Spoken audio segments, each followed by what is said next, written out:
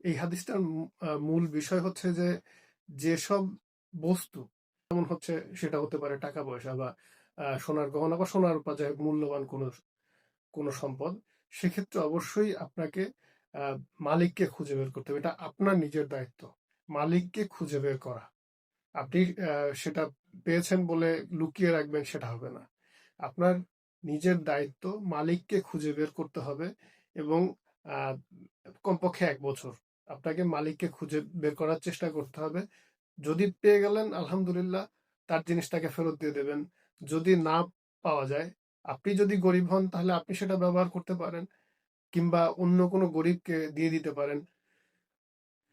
কিন্তু দেখেন, এখানে আর একটা গুরুত্বপূর্ণ বিষয়, যদি মালিক পাওয়া যায় 1 বছর পরেও যদি মালিক আসে, ধরেন আপনি জিনিসটা ব্যবহার করে ফেলছেন, তারপরে ওই জিনিসটা নেয়ার জন্য বা হ্যাঁ ওই জিনিসটার খোঁজ পেয়ে প্রকৃত মালিক আসছে, তখন অবশ্যই তাকে তার জিনিসটা ফেরত দিতে হবে।